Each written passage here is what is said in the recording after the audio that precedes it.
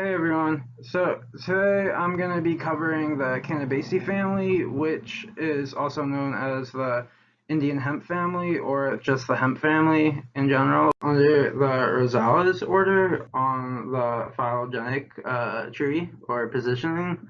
And it's like, as you can see on the tree, it goes past eudicots to core eudicots, which means it is it, and it goes to rosids, and Rosid splits into two groups, which you can see it would be under the group one for Rosid, which is Fabidae, and then you can just see it goes to Rosales, which leads us to Cannabaceae. Interesting if you start really looking into this, there's like a whole debate where Cannabaceae was moved into Celtaceae essentially, and it's like they look similar in ways, but they definitely have like some pretty big key differences in my eyes.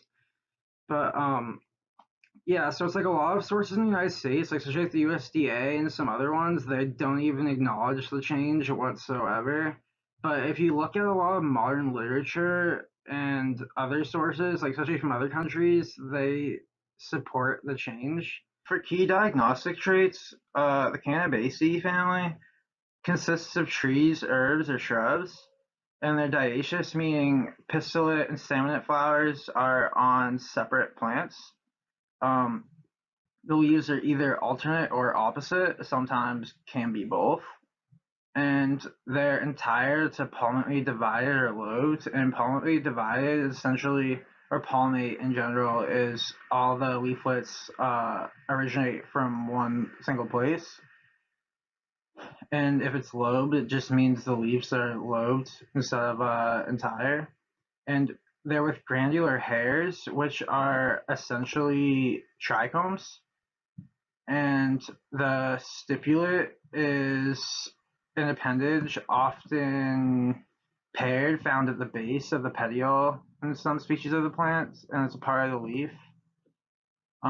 So the inflorescence is compact or lacks auxiliary clusters, which means it's just like branching off the base or the stalk, and they're in panicles. And a panicle is a branched intermediate flower cluster with individual flowers on stalks. The male flowers are in auxiliary clusters or cymose panicles with 5 sepals. The petals are absent and 4 to 5 stamens, and they're opposite of the sepals. The female flowers are auxiliary with membranous bracts, and bracts are defined as modified leaves associated with the flowers, which differs from the foliage in leaves. So it's essentially just different kinds of leaves regarding like shape, size, texture, etc. Um, the entire calyx is fused closely enveloping the ovary. The ovary itself is superior, and that means that the ovary is an adnate to the bases of the other flowering parts, and it has two centrally attached styles and one petulous ovule, which means the ovule is kind of like free hanging, and also the ovary itself is hypogynous, which is a condition where the perianth elements and stamens are inserted directly onto the receptacle and are free from the gynosium, and no hypanthium is present, but stamens may be adnate to the corolla. And the fruit itself is an acne, which is a single-seeded dry fruit with a seed free from the pericarp except for the placenta.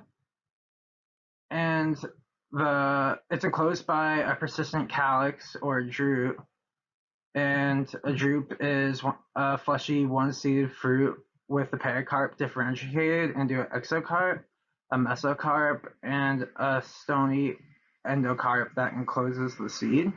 The Cannabaceae family has a wide range for geological distribution, and it's like the members of the family are distributed nearly worldwide, but many are occurring throughout temperate parts of the northern hemisphere as well as tropical areas.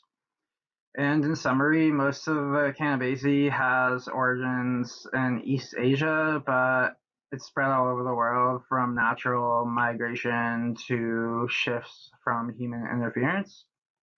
And the three I wanted to point out on this is Celtis, which is tropical mostly, and it's temperate, and it says Europe. The cannabis genera, which is mainly Asia but cultivated worldwide, and then Humulus, which is northern temperate, and yeah, it's like almost everywhere. Regarding ecological distribution, Cannabaceae has a wide range of habitat possibilities, but it's more so dependent on species, and it's typically found in like terrestrial or near wetlands. And examples include meadows, fields, forests, shrublands, thickets, floodplains, and anthropogenic locations.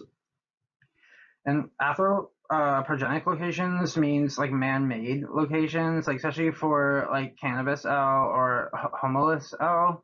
It's like they're commercial crops, so a lot of the time, like we're planting them where we want to plant them. On this tree, you can see a lot of the shifts from like day one to like now, like how like it doesn't tell you how, but it shows you like where these plants like originated and like how they ended up where they are, like or like where they ended up.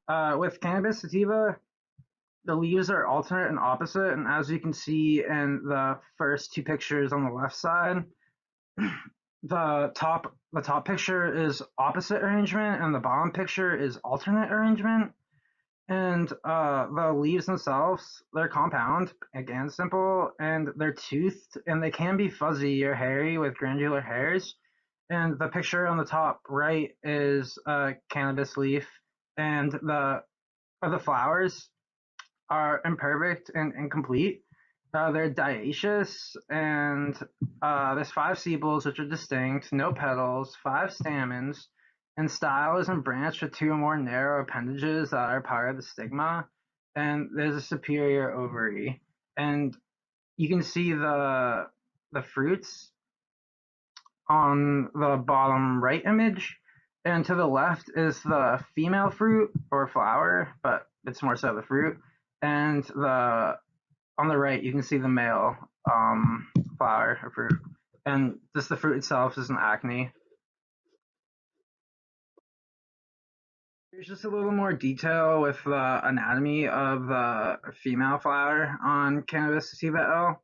So on the photo to the left, you can see all the major parts labeled, and that's essentially what it looks like. Those are essentially all of the parts that play into this flower before it's pollinated and grows into the fruit. Humulus lupulus L, which is common hop, and the leaves are opposite, compound and simple and toothed, but can be fuzzy or hairy with granular hairs.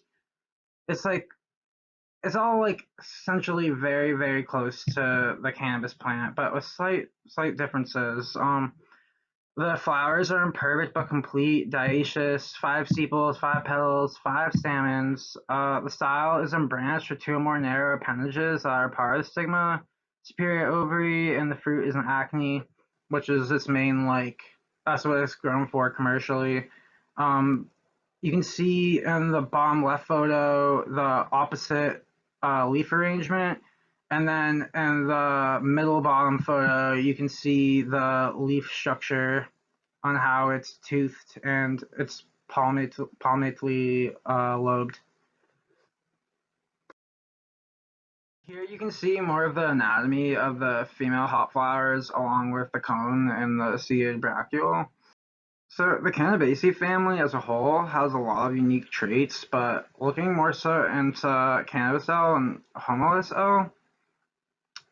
There's good things to compare about them. It's like there are a lot of similarities, but there are differences as well. But members of Cannabaceae and Homoceae are both dioecious and anamorphous, meaning they favor open sunny habitats. They're wind pollinated, and they both have male and female plants. Like they both have pistillate and staminate flowers on separate plants most of the time. They both have resinous flowers with a very similar structure. Their leaves are both palmately lobed or toothed, but they're serrated along the margins and always have stipules at the base of their stalks. The the pistillate flower structure is almost identical in ways, to the can like both of them are both almost identical. And additionally, they both have many different varieties that have a unique build of terpenes. And terpenes are compounds that express therapeutic attributes along with interesting aromas. Some of the most common terpenes found in hops are beta, pinene, alpha, humulene, and mycene. And those terpenes are also commonly found in the cannabis plant. And regarding terpenes in general, those terpenes are always in the cannabis plant for the most part, but there's a lot more variation in terpenes and like cannabinoids and whatnot with the cannabis plant considered to hop. So it's very interesting to see when they split off from each other how that exactly played out, like what genetic variation led cannabis L to have those traits instead of hops. And the commercial value of each plant is generally favored on the female plant over the male, but they both play their part. In today's society, these plants and the industries they fall into have been shaped by prohibition, along with the misconceptions which put a negative image on these valuable species, like going all the way back to like alcohol prohibition and like going on like prohibition today, even though we've made a lot of progress regarding prohibition in the United States. But either way, hops is commonly used to flavor beer and prevent bacterial contamination during fermenting, and cannabis L has many different uses such as fibers, oils, textiles, medicines, etc. Like the list goes on and on.